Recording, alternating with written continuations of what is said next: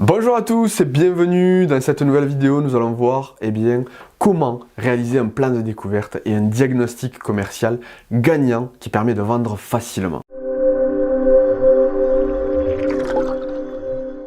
Alors tout d'abord, si vous êtes nouveau sur cette chaîne, cliquez sur le i comme info pour télécharger votre guide bonus et n'hésitez pas à vous abonner à la chaîne YouTube. Donc aujourd'hui le sujet c'est le plan de découverte, la phase de découverte qui est je dirais la phase qui conditionne 80% du résultat d'une vente, rien que ça. On va commencer tout d'abord avec les 3 erreurs que je constate le plus souvent en accompagnement commercial avec des commerciaux ou avec des vendeurs, des entrepreneurs.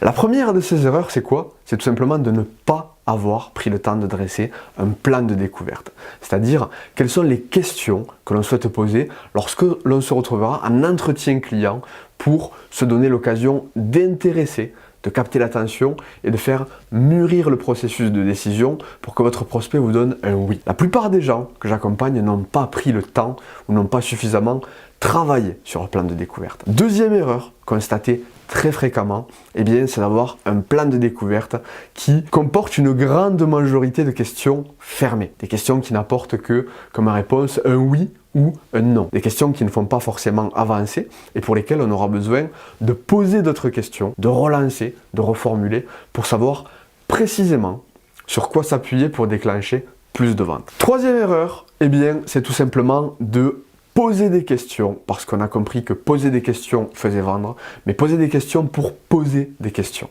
Et ça, je le rencontre encore trop souvent malheureusement. La plupart des gens vont avoir tendance à poser une multitude de questions pour se décomplexer en fait de se dire qu'ils n'en posaient pas avant ou pour se dire que ça leur permet de faire parler leur interlocuteur et si leur interlocuteur parle dans le tas c'est bon parce que ça nous fait avancer vers la vente. Malheureusement, vous l'avez compris, ces 3 erreurs elles sont à éviter et surtout cette dernière, pourquoi? Parce que on cherche dans une logique d'efficacité commerciale non pas à rallonger l'entretien de vente en ayant tout un tas d'informations et à présenter l'ensemble de ce que permettent nos produits et services, mais on cherche à aller à l'essentiel. On cherche l'efficacité commerciale et pour avoir de l'efficacité commerciale, il faut poser les bonnes questions. Donc, fort de ce constat, si vous ne faites pas ces 3 erreurs, comment réussir votre plan de découverte, votre diagnostic commercial et faire mûrir l'intérêt de votre prospect pour vos produits et services et l'amener doucement mais sûrement à vous faire confiance et à vous dire oui, c'est simple. Effectivement, première chose, c'est d'avoir travaillé sur un plan de découverte.